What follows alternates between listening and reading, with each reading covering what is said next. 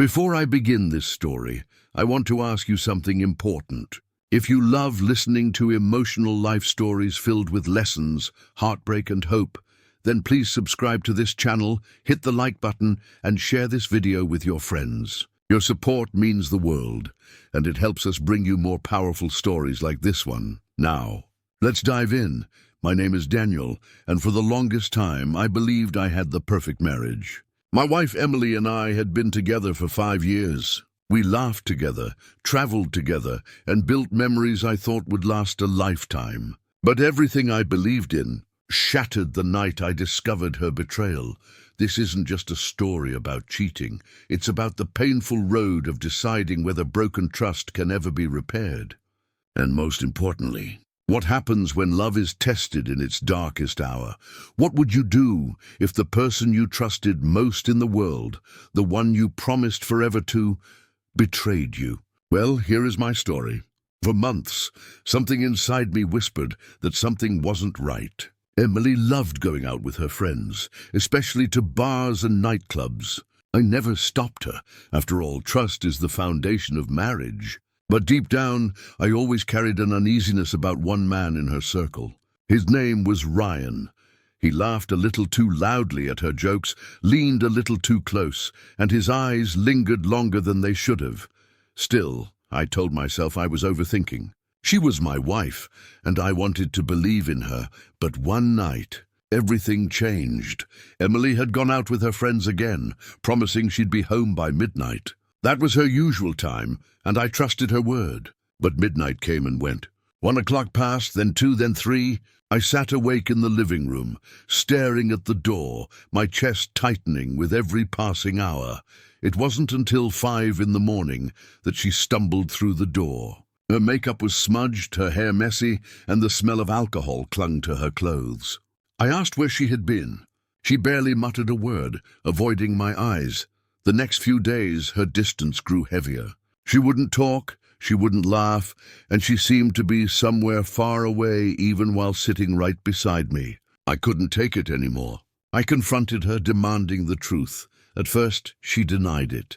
But when I pressed harder, when she saw the anger and pain written all over my face, her mask cracked. Tears welled in her eyes as she finally whispered the words that shattered me completely. "Daniel, I made a mistake. I was with Ryan that night. It felt as if my entire world collapsed in that single moment. My hands went numb, my heart pounded in my ears, and everything we had built together suddenly felt like a cruel lie. Before that terrible night, if you had asked anyone about our marriage, they would have told you we were the perfect couple. Emily and I met in college, and from the very beginning we clicked. We both loved the outdoors, hiking, camping, rock climbing, and traveling whenever we could. Weekends were filled with adventure, and evenings were filled with laughter. She was my best friend, my partner, the person I thought would walk with me through every season of life. But even in those golden years, there was always one small difference between us, one I ignored because love makes you blind. I loved peace and quiet, cozy dinners at home, or long walks under the stars. Emily, on the other hand, thrived in the noise of nightclubs, bars, and parties. She loved being the center of attention, surrounded by friends, music, and energy. I never tried to stop her. I wanted her to live freely, to enjoy life in her own way. But deep down, I often felt like I didn't fit into that world of hers. And then there was Ryan. I noticed him early on, one of her closest friends in that group. He was charming, always making people laugh, and he carried himself with a certain arrogance that rubbed me the wrong way. Whenever we all crossed paths, I felt his gaze linger on Emily longer than it should have.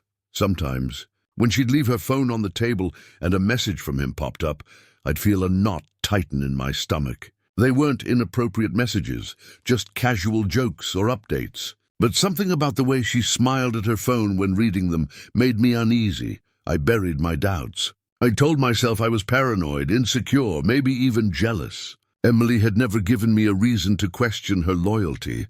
Until that night. Looking back now, I realized the signs were there all along.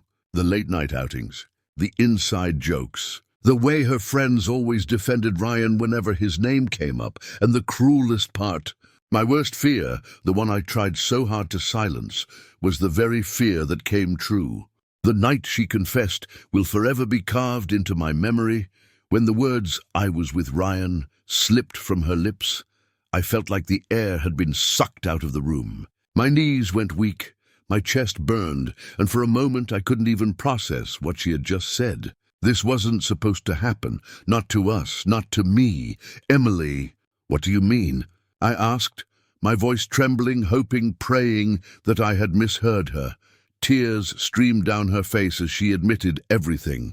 That night, under the influence of alcohol, while her friends laughed and danced around them, Ryan got too close, and she didn't stop him. What started as a flirtatious mistake turned into the ultimate betrayal. She swore it was only once, that she hated herself for it. That regret consumed her the moment it happened, but the details didn't matter. The damage was already done.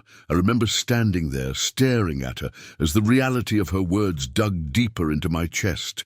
The woman I trusted most in the world, the person I loved more than anyone else, had chosen to betray me, with the one man I always feared. Anger boiled inside me. I couldn't bear to look at her. Without a word, I grabbed a bag, stuffed it with clothes, and walked out. Emily ran after me, her voice cracking as she begged me not to leave, but I couldn't stay, not after hearing the truth. I ended up crashing at my friend Michael's place. For the first 2 nights, I barely slept. My mind replayed the betrayal over and over like a cruel movie on repeat. The sound of her confession, the image of her tears, the thought of Ryan's smirk, it tortured me endlessly. A part of me wanted to call her, to scream, to demand why. Another part of me wanted to erase her completely from my life. But love complicates everything. I still loved her, and that was the cruelest part. After 3 days, Emily begged to meet. She looked broken, her eyes swollen from crying. "Daniel," she whispered, "I'll do anything. Please don't give up on us, please." Her words pierced me. I didn't know if I could ever forgive her, but against all logic, against the voice screaming inside me, I agreed to hear her out. That's when I realized, if I was going to stay, it would only be on my terms. When I finally sat down with Emily, after those unbearable days apart, my heart was still raw, torn between anger and the faintest hope that maybe somehow we could salvage what was left. But one thing was clear, I could never go back to the way things were. As she sat across from me, hands trembling, eyes swollen from sleepless nights, she whispered, "Daniel, I'll do whatever it takes to fix this, please. Tell me what I have to do." And in that moment I began to plan, not for love, not for healing, but for control. "If you want me to stay," I said slowly, "you'll have to live by my rules. No excuses, no second chances." Her eyes widened, but she nodded, desperate to prove she was willing. So I laid it out. First, she would cut all ties with Ryan. No messages, no calls, no accidental run-ins. If he appeared in her life again in any way, I would walk away. Second, I demanded full access to her phone, her laptop, her passwords, everything. Total transparency. Third, no more bars, no more clubs, unless I was by her side. If she wanted a night out, it would be with me, or not at all. Emily's voice cracked as she whispered, "I agree. I'll do it all. I don't care what it takes. I can't lose you."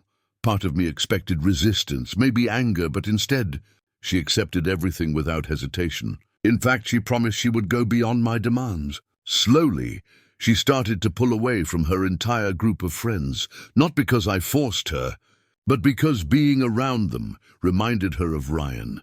She said it was too painful to stay connected while pretending he didn't exist. And for a while, it seemed like she was trying. She gave me access to her phone.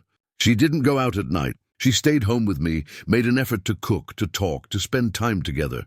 But deep inside, I knew these rules weren't about trust. They were about punishment. Every time I looked at her, I didn't see a wife trying to rebuild. I saw someone living under the shadow of her own mistake. And while she followed every condition without protest, the distance between us only grew wider. At first, I convinced myself the conditions were working. Emily was home more often. She didn't go to clubs anymore.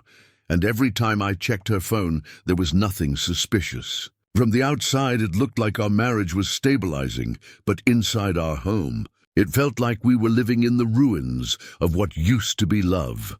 Emily had cut Ryan out completely, but with him went her entire group of friends. She stopped answering their calls, stopped going to gatherings, and slowly isolated herself. One night, I asked her why she didn't just keep her old friends while ignoring him. She gave me a weak smile and said, "Because they chose him. They don't understand what he did to us, to me. Being around them just reminds me of everything I lost." I could see the sadness in her eyes. She had given up her social life, her closest circle, and a part of herself, just to prove she was committed to me, and yet I couldn't feel the same way about her anymore. We still went hiking sometimes, tried to revive our old traditions, but it always felt forced, like we were actors performing in a play, trying to pretend we were still the same couple. Our intimacy faded. She reached for me at night, but I couldn't respond. Every time she touched me, a part of me remembered that night with Ryan. I wanted to forgive, but forgiveness never came. The cracks in our relationship widened. Emily was quieter now, less vibrant, as if the light inside her had dimmed. She followed my rules without complaint, but I knew she wasn't happy. And deep down, I wasn't either. One evening, I confided in my friend Michael. I told him about the rules, about how Emily had done everything I asked, and yet I still couldn't trust her. He didn't sugarcoat it. He looked me straight in the eyes and said, "Daniel, if the trust is gone, it's gone. You can't live your life policing her every move. Either forgive her completely or walk away." His words hit me hard. I went home that night replaying them in my mind. Forgive completely. I couldn't walk away. I wasn't ready. I still loved her. But the love I felt was tangled with anger, with fear, with disappointment. And that's when I realized maybe love alone wasn't enough to keep us together. After weeks of sleepless nights and endless doubts, I suggested something I never thought I'd consider: couples therapy. To my surprise, Emily agreed instantly. There was no hesitation, no resistance. She said, "If this is what it takes to prove I want us to work, then I'll do it." Finding the right therapist wasn't easy. Our first 2 sessions felt awkward, filled with long silences and half-truths. But slowly, in that small office, the walls between us began to crack. I admitted things I hadn't even said out loud to myself. That my rules weren't just about rebuilding trust. They were also about punishing her. I wanted her to feel the weight of what she had done every single day. And the moment I said those words, I felt a deep shame. Emily cried as she listened, but instead of anger, she only whispered, "I understand. I deserve that pain." But the hardest truth came a few sessions later, when I finally asked her the question that haunted me. "Why, Emily? Why him? Why that night?" Her answer shattered me in a different way. She said it wasn't about love or even desire. It was curiosity, mixed with alcohol and influence. One of her friends had shared stories about being with Ryan, how exciting and reckless it felt. And in a drunken, clouded moment, she let her guard down and followed temptation. "The second I sobered up, I regretted it," she sobbed. "It wasn't worth it, Daniel. It meant nothing. But I destroyed everything we had for one careless mistake." Hearing that should have given me closure, but instead it only deepened the wound. Because it proved what I feared most. Betrayal doesn't always come from lack of love. Sometimes it comes from weakness. In therapy, I realized something I'd been avoiding for months. No matter how many rules I set, no matter how much Emily sacrificed, the trust I lost would never return.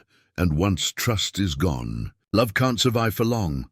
After months of therapy, endless conversations, and countless sleepless nights, the truth finally settled in my heart.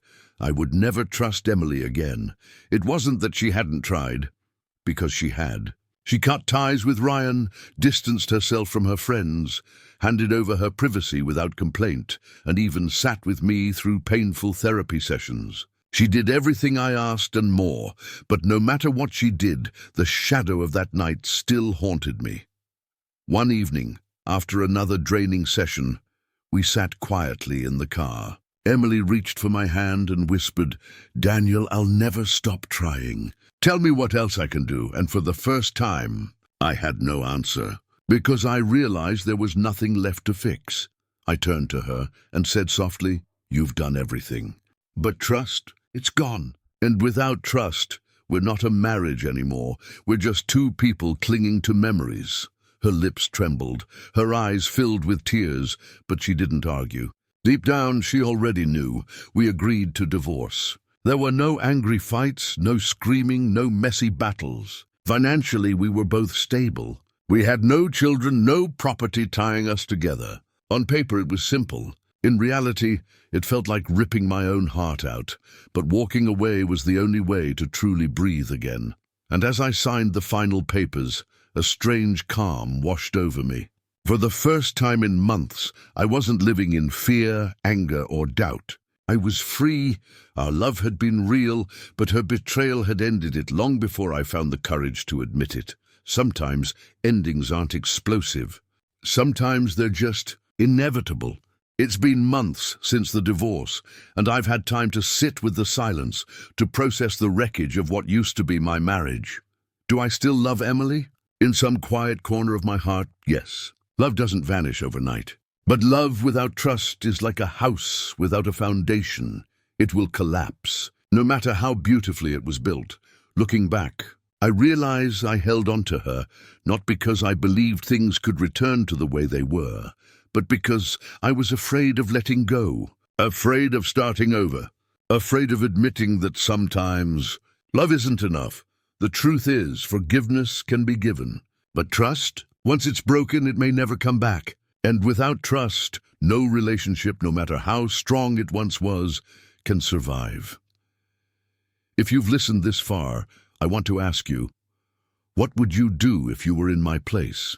Would you stay and fight, or would you walk away? Share your thoughts in the comments below.